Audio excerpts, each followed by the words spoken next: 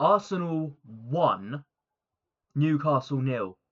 Finally, we get a win over the Geordies. It only took 4 games this season, but finally we got a win, and it was an important one.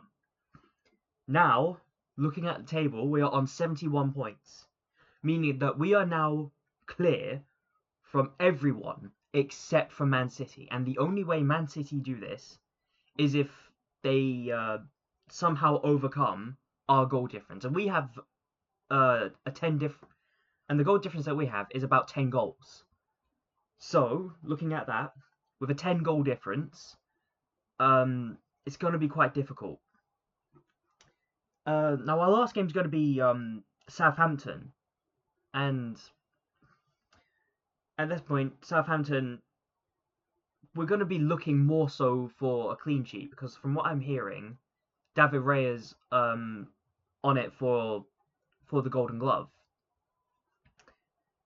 But look, right now I am just happy to have secured Champions League football, more or less secure second place football.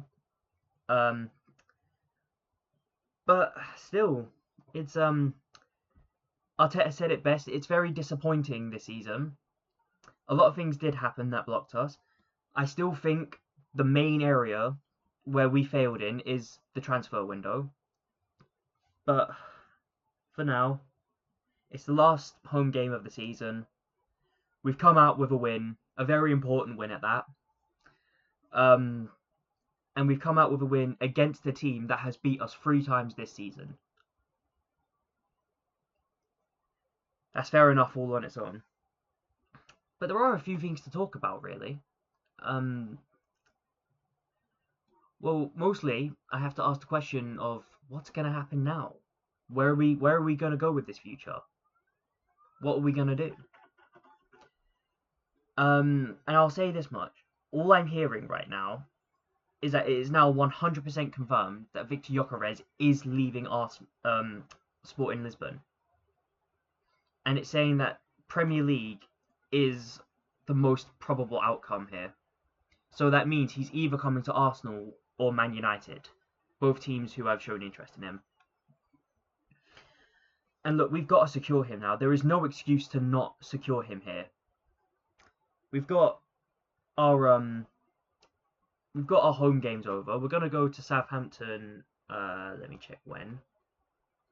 We are going to Southampton on the 25th. And at that point, we may be completely clear from absolutely everyone else, including Man City, because they haven't played yet. Man City will be facing Bournemouth tomorrow? Tomorrow, yeah. No, wait, not tomorrow, sorry. Tuesday, sorry. They'll be facing Bournemouth Tuesday. And Bournemouth are a good side. We've seen it ourselves. We got absolutely hounded by them. We haven't beat Bournemouth this season. We've lost both times. And if that doesn't tell you that Bournemouth's a good enough side, especially considering that Man City right now have drawn against Southampton and have lost an FA Cup final, that mentality could absolutely change. But for now, we can enjoy, as Arsenal fans, we can enjoy finishing second again. It's annoying right now, don't get me wrong, it is annoying, but it proves that despite the fact that we've had a bad season, we've had a horrible season, in comparison to other Big Six clubs, excluding Liverpool, we've finished second, compared to them finishing in multiple different places, especially Man United and Tottenham, who I am surprised at this point even got into a bloody final. It actually sickens me that they did, if I'm being honest, but it shows it's a very poor European final. It shows the quality of the Europa League has gone down significantly because of this new format. I want the old format back. There was nothing wrong with the old format. But anyways, moving on, and we're going to talk about player ratings now. And I'm going to start in goal, David Raya, because, look, he had his ups and downs on this, if I'm honest.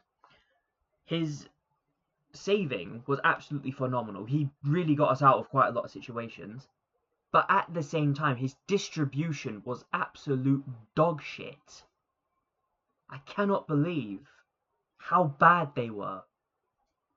He was doing it for fun, more or less. I swear to you, he got bored in that position, and then he decided to give it over to a Newcastle player, just so he could see if he could save it. But look, I'm going to have to be a bit impartial about this one, because I liked his saves, but his distributions I really have to take points over that. I'll give him a 5, I'll say. William Saliba, well, I'm not really sure what to say about William Saliba. He didn't really play the second half. He had to come off quite early. So I don't think I can give him a rating for this. But I don't know what happened to him. I don't know if he's injured. I don't know if he felt something, if it's just a precaution. I don't know yet. So I think I'll sustain myself for giving a rating. Jakub Kiwior. I'm going to miss him, man. I am going to miss him. Like, it's looking like he's going to leave. And genuinely, I hope he doesn't. I think that's the best compliment I can give him at this point, is I hope he doesn't leave.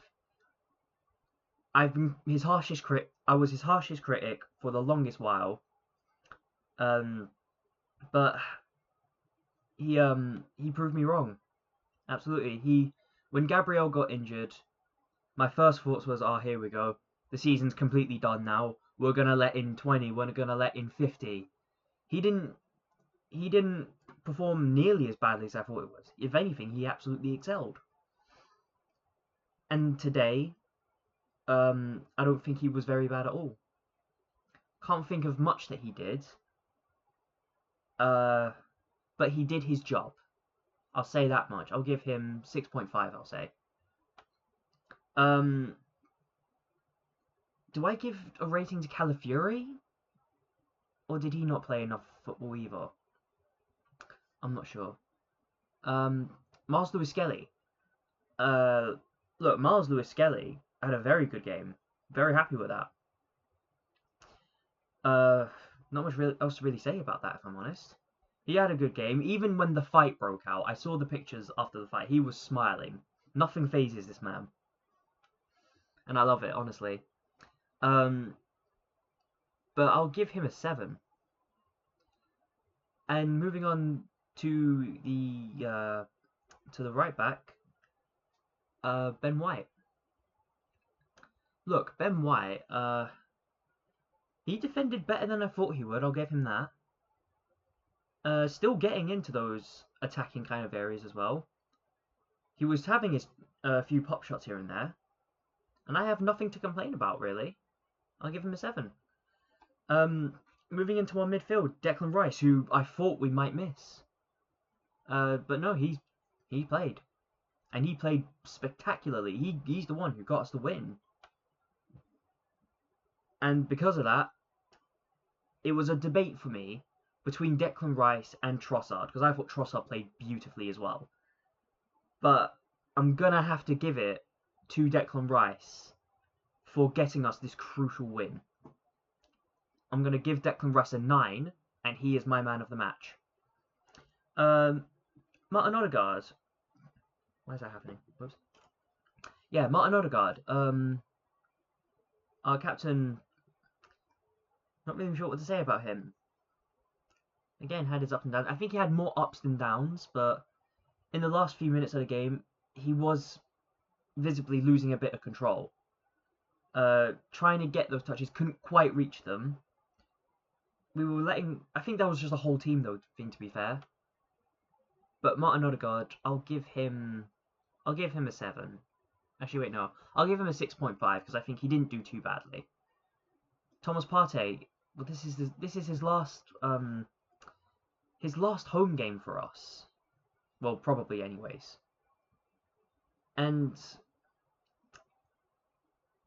it's very bittersweet, I think. This. I think he's gonna go. I don't think we can get him on another contract. If we do get him on the contract, I'll be absolutely elated.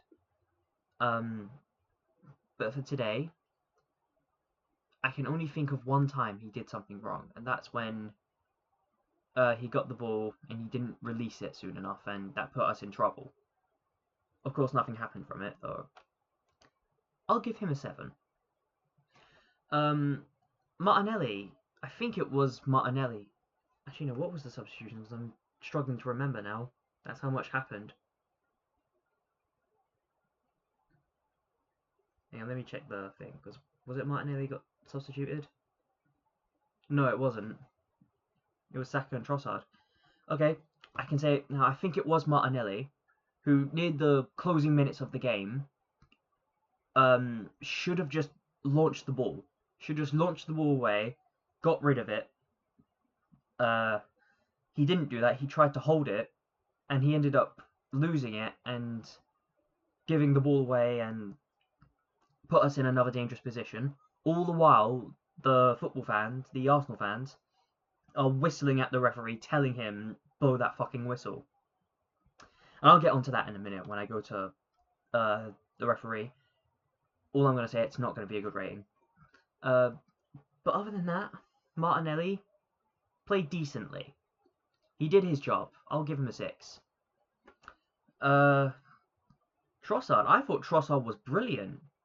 Genuinely. It looked like the defenders couldn't handle him. He was playing with skill. He was playing up and down the pitch. He was everywhere. He was left wing. He was striker. He was right wing. He was midfield. He was defender. He was absolutely everything and everyone. And the only reason he doesn't get man of the match is just because he wasn't the one that scored the goal. And because of that, I will give him an 8. Bukayo Saka. A few points at times, I was kind of sitting there like, why aren't they passing to Saka? Saka's all on his own. Saka's in a good position. And he was quite a lot of the time getting into those decent positions, but the ball just wasn't getting to him. However, when the ball did get to him, he tries to play around the defender. He did so quite a few times, actually. And yeah, the defenders struggled with him, especially when the players were playing fast-paced football. When it got to him and he'd run over to that area, and that is what we've been missing. Genuinely, we've missed that so much. It is just a shame that there's no one in the box to receive the crosses that he does. And he can see that, so he has to play around it. Maybe next season we can resolve that. Maybe next season we can get an out-and-out striker. But for now, Bukayo Saka, he gets a 7, 7.5. Mikel Arteta. It was interesting to see him bring on the players that he did. Bringing on Kai Havertz, bringing on Kieran Tierney, bringing on, who else was there? Bringing on Jorginho. And bringing on Calafiori. But I think Calafiori might have just been either a precaution for Saliba, or maybe Saliba is genuinely injured. But the players that he did bring on were interesting, because he knew that the players he brought on would get a reaction. Kai Havertz got a reaction. Kieran Tierney got a reaction. It's his last season here. Jorginho got a reaction. It's his last season here. And I suppose it's quite nice, really, to be able to say goodbye to them. But definitely, he made the right decision there, I think, with these players. Not only just to say goodbye, but also to get the crowd going, to get the crowd behind them. I can't think of anything wrong that Arteta did today. I'll give him a 10. Referee, he gets a 0.